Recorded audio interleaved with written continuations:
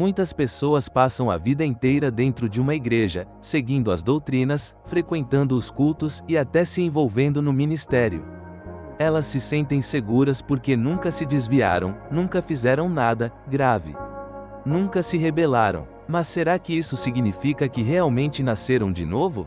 Essa é a história de Sharon Washer, esposa do renomado pregador Paul Washer. Durante anos, ela acreditou ser cristã simplesmente porque vivia de acordo com um padrão religioso. Mas, no fundo, faltava algo essencial: uma transformação verdadeira, um novo coração, uma fé real que produz frutos. E se tudo não passasse de um engano? E se a obediência dela fosse apenas conformidade externa, e não uma evidência de uma nova vida em Cristo? Agora, você vai conhecer o testemunho de Sharon Washer, esposa do famoso pregador Paul Washer. Prepare-se, porque essa história pode desafiar tudo o que você pensa sobre salvação.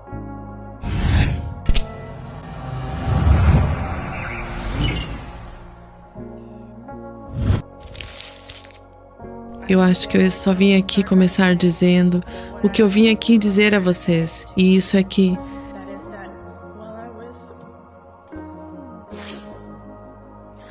quando eu estava no Texas, o Senhor me salvou e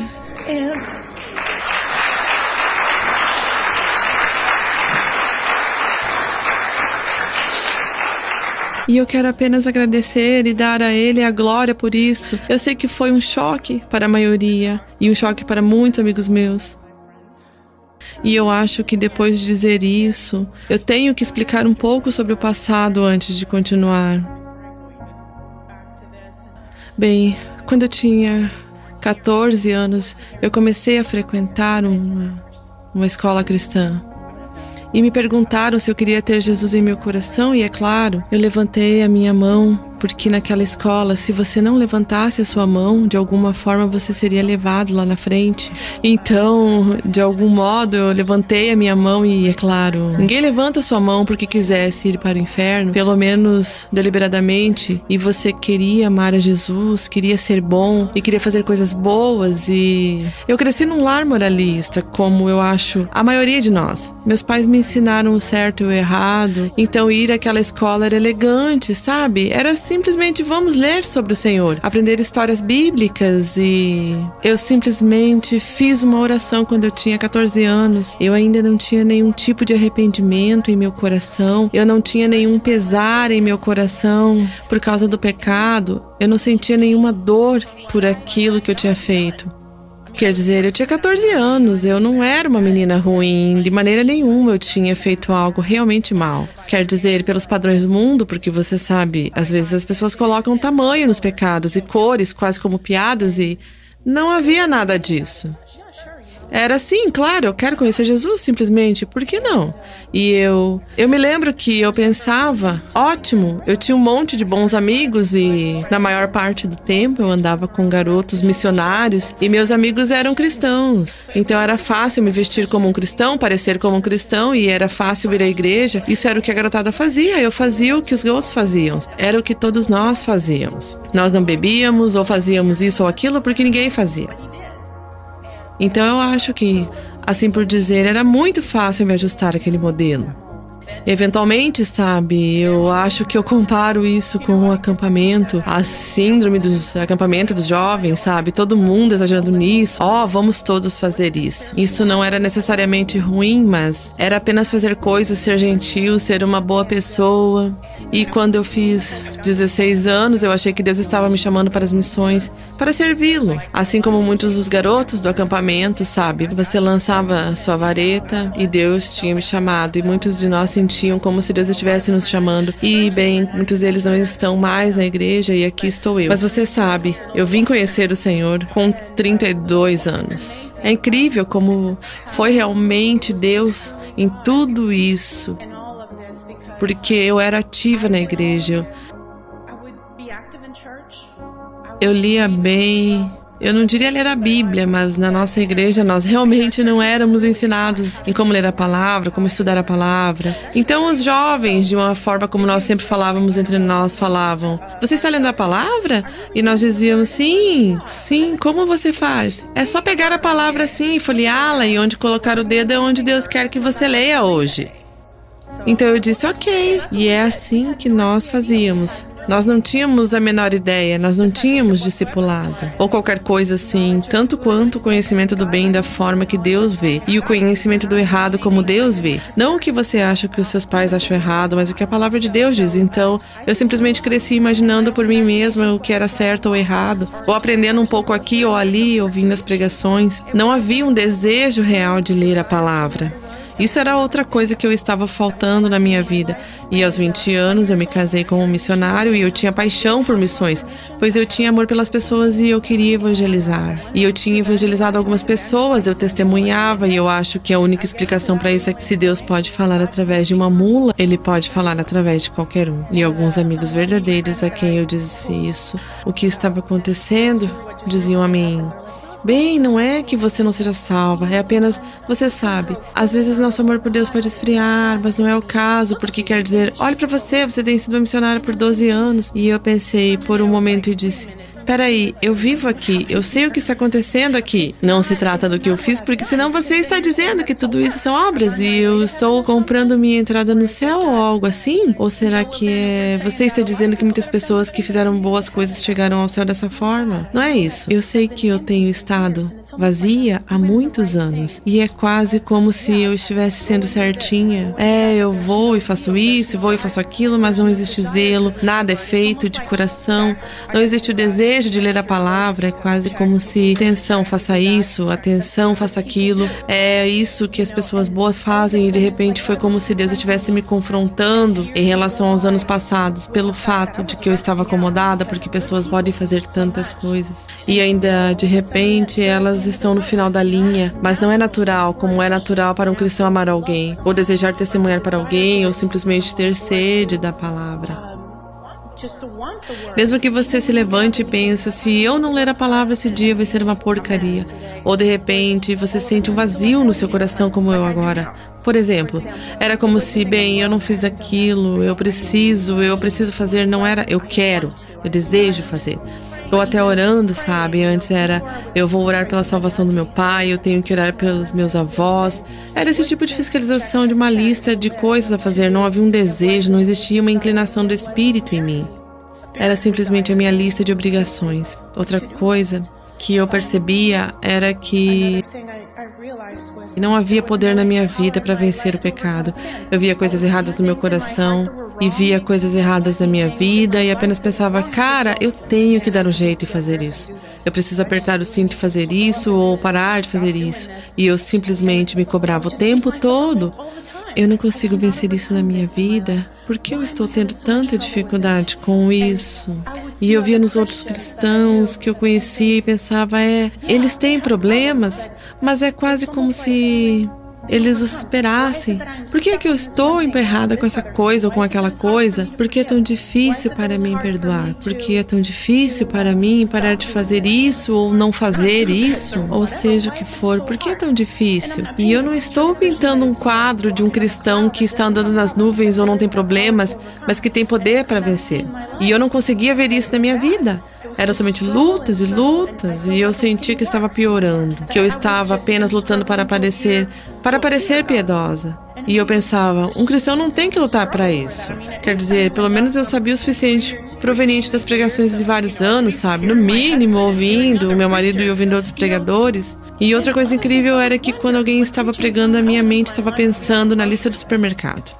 Era como se a minha mente estivesse em algum lugar sempre distraída.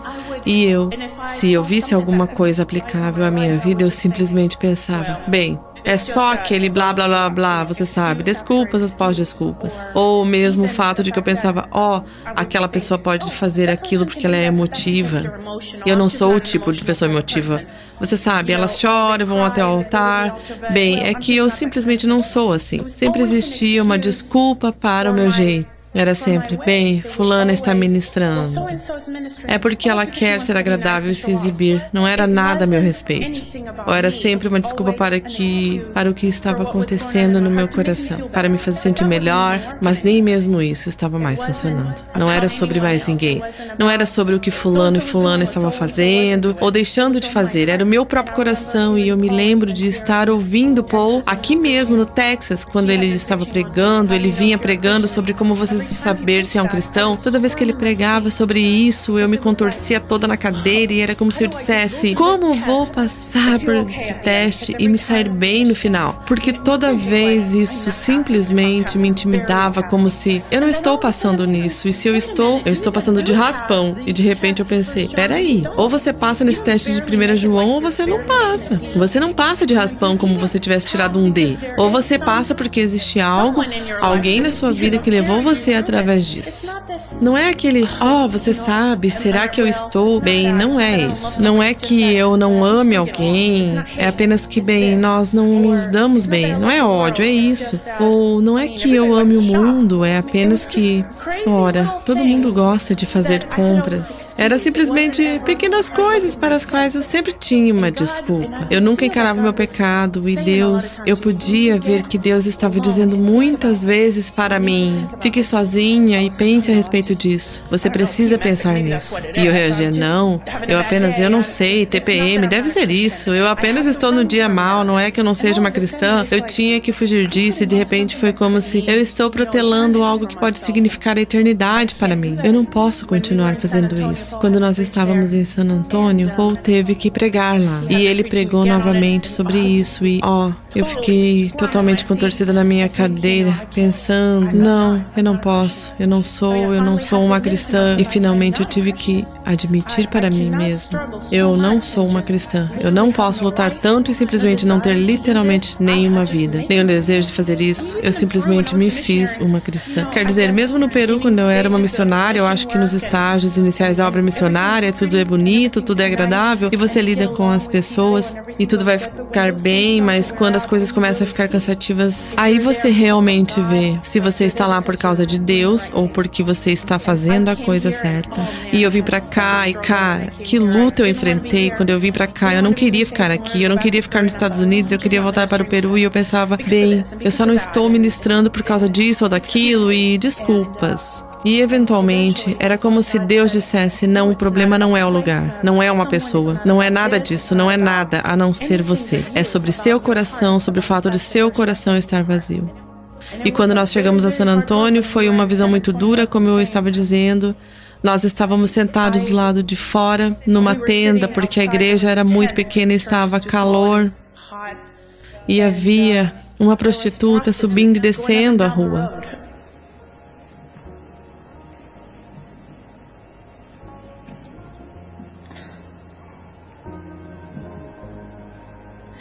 E eu me lembro de estar olhando para ela, pensando: não sou melhor que ela. Quer dizer, alguém pode ver, pode olhar para ela e pensar: oh meu Deus, ela é uma prostituta. Você sabe muito bem o que está errado com ela. Você pode ver, está na sua cara. E todas essas pessoas sentadas ao meu redor não sabiam. Não tinham a menor ideia. É tão fácil parecer bonita na igreja e usar uma saia longa e não vestir esse tipo de coisa que te compromete. Mas o coração, Deus pode ver o coração e eu tinha. Quer dizer, eu tinha feito, eu acho, toda a ginástica que eu poderia fazer, até mesmo parecer piedosa até aquele momento, até aquele ponto. E foi um desperdício. E de repente, eu pude ver: eu não sou melhor do que aquela mulher até aqui. E ninguém consegue ver isso. E Deus conseguia. E afinal, Deus abriu os meus olhos naquele momento. E eu literalmente queria sair dali correndo e gritando. E eu pensava: se eu ouvir outro sermão, eu vou explodir ou vou morrer. Eu simplesmente eu sei que eu não sou cristã. E não tem nada a ver com o que eu faço, porque ninguém pode dizer. Não é sobre nenhuma outra coisa. E o meu coração? Tu podes ver o meu coração?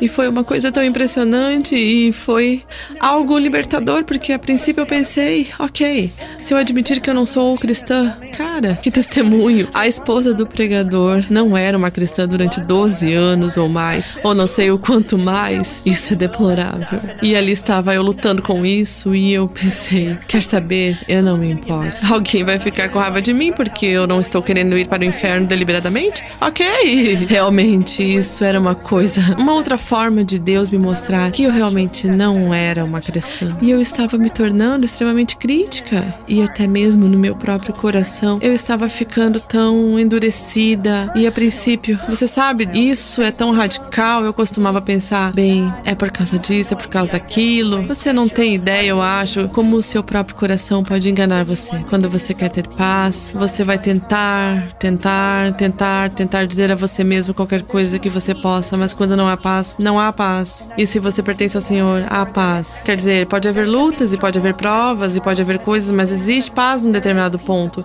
E existe um final para as coisas. E para mim não havia nenhum. Quando eu contei isso para o Paul, porque eu não tinha contado isso para ele, eu não contei para ele.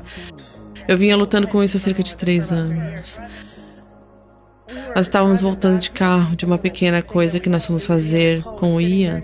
E Paul estava sentado ali e ele disse, sabe, eu não sei o que vai acontecer conosco, quer dizer, eu não sei porque o Senhor nos quer aqui no Texas, mas todo o meu deleite está em estar na vontade do Senhor. E eu literalmente queria pular do carro e era como se eu sequer podia ouvir o nome dele sem que eu me sentisse como se eu estou bem encrencada aqui. Eu não tenho prazer em nada, eu estou com um tremendo problema. E eu acho que... E eu disse, ok, aqui vamos nós. E eu contei tudo pra ele. Realmente, eu me sinto como se eu não conhecesse a Deus. E eu contei tudo pra ele. E ele apenas ouviu e disse, sabe, segundo o que você me disse, eu não posso dizer a você que você é uma cristã. E isso era a única coisa que eu precisava ouvir.